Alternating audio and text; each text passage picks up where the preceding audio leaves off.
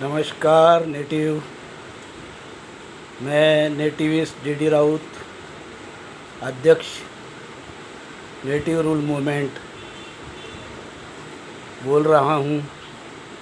सबसे पहले मैं आपको बहुत बहुत बधाई और शुभेच्छा देता हूँ। आज 3 जनवरी है, राष्ट्रमाता सावित्रीबाई फुले इनकी जयंती है। यह बहुत ही खुशी की बात है। हमारे देश में सावित्री माई का जो स्थान है वो सबसे ऊंचा है। मैं उनको राष्ट्रमाता कहता हूँ। और महात्मा फुले हमारे राष्ट्र के राष्ट्रपिता हैं। भाइयों, यह सब जानते हैं कि देश भले ही आज़ादी की लड़ाई में महात्मा गांधी का बहुत कुछ योगदान रहा है और उनको कांग्रेस ने राष्ट्रपिता के नाम से संबोधित किया है और ये उपाधि उनको दी है, पर जनता के मन में हमेशा राष्ट्रपिता महात्मा ज्योतिराव फुले इनके प्रति आदर भाव और राष्ट्र का पिता यह जो सम्मान देना चाहिए वह सूचक आदर भाव उनके बारे में रहा है।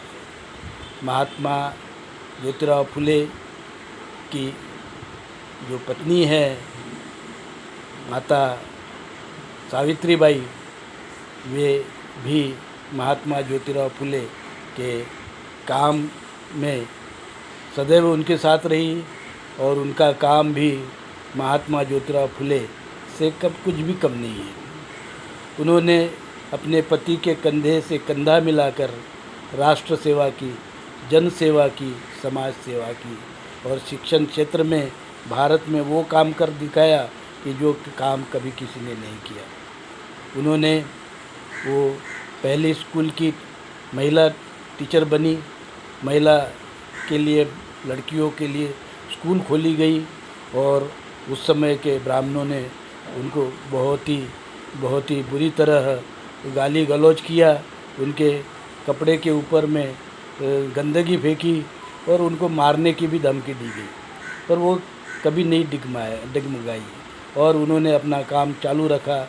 इस प्रकार से वो भारत की पहली स्त्री शिक्षिका बनी। और उसके बाद में जब स्त्रियां पढ़ने लगी तो इस देश की हालत तो सुधरी ही है। पर सब जानते हैं कि विदेशी वैदिक धर्मीय ब्राह्मणों ने स्त्री समाज के ऊपर में बहुत बड़ा अन्याय किया था।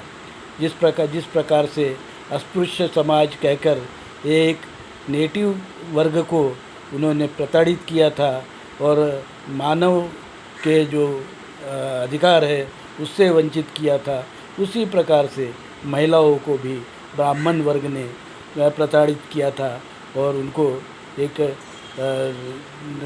पशु जैसे समझा था।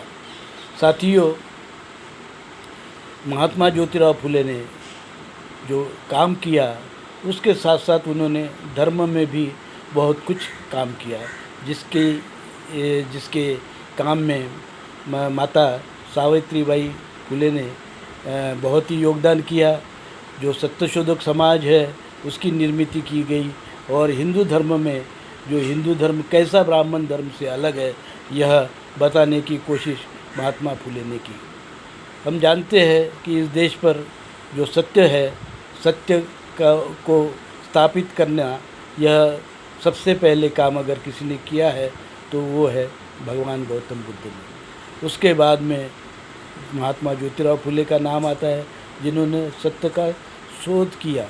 मतलब सत्य शोधक ऐसा वर्ग कि जो सत्य को शोधे कि सत्य क्या है, असत्य क्या है, उसको शोध करे और जो सत्य है उसका पालन करे। इसलिए सत्य शोधक समाज की निर्मित की। हम देखते हैं कि महात्मा गांधी ने भी सत्य प्रयोगी बने और उन्होंने कोशिश की कि महात्मा बुद्ध की जो बात है उसको समझे और उसको पालन करे, अपने जीवन में लाने की कोशिश की। पर हम उसके बाद देखते हैं डॉक्टर भीमराव बाबा साहब आम्बेडकर, इन्होंने तो वो तो सत्यार्थी ही हुए। उन्होंने जितनी भी किताबें लिखी, जितने भी मत अपने प्रस्तुत किए, जो भी संशोधन किए, उन्होंने सबसे पहले अगर कोई कोशिश की है तो वो सत्य क्या है ये जानने की। और सत्य के सिवाय जीवन में हम कुछ नहीं कर सकते। तो सत्य ऐसा, आज सत्य क्या है? सत्य ये है कि विदेशी जो है वो हमारे ऊपर में काफ़ी समय तक राज करते रहे, पर ये आए कहाँ से? कौन है ये विदेशी जो हमको अमानवीय तरीके से हमारे ऊपर शासन करते रहे और हमारे समाज को उन्होंने तोड़ दिया। धर्म ऐसा इस प्रकार से बनाया कि मानव होकर भी उसको जब पशुतुल्य जीवन जगना पड़ता था।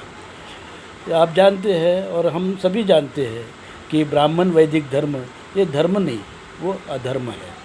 धर्म और अधर्म में भेद ये है कि जहाँ नीति होती है उसको हम धर्म कहते हैं और जहाँ नीति नहीं होती है उसे हम अधर्म कहते हैं। तो आप देखिए कि ब्राह्मण वैदिक धर्म में नीति का लवशेष भी नहीं है।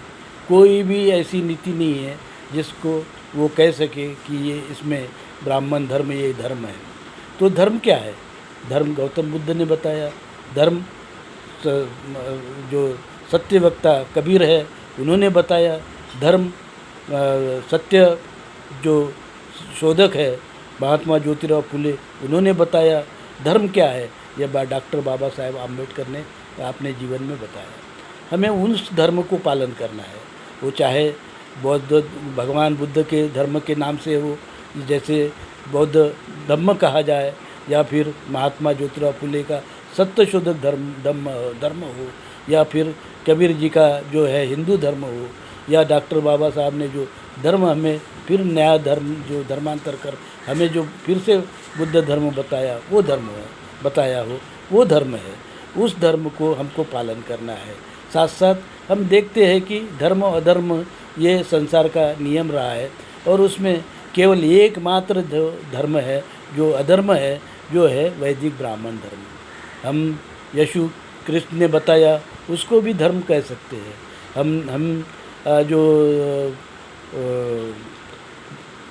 हम देखते हैं कि जो मुस्लिम धर्म है, ईसाई धर्म है, वो भी जो है हम धर्म कह सकते हैं, क्योंकि वहाँ भेदभाव नहीं, इन धर्मों में भेदभाव नहीं है। ईसाई धर्म में भेदभाव नहीं है, मुस्लिम धर्म में भेदभाव नहीं है, और जिस धर्म में समता है, भाईचारा है, उसे हम धर्म कहते हैं, क्योंकि वहाँ नीतिमत्ता होती है।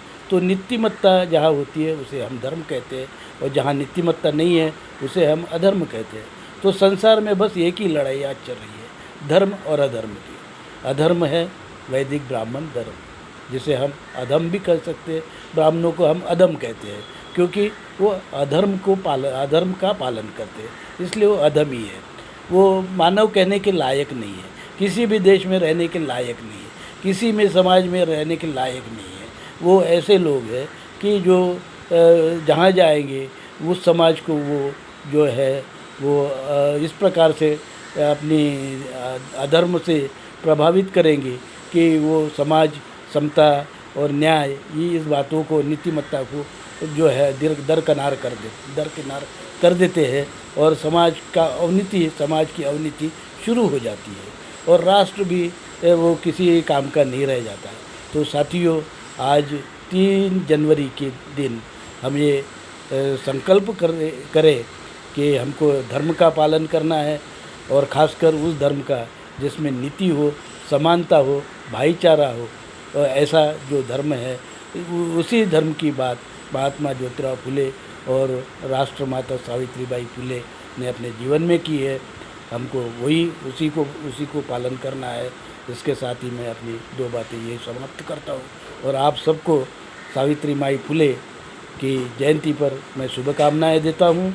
और इसके साथ में मैं ये चाहूँगा कि सब जो है सत्य धर्म का पालन करें। जय हिंद, जय भीम।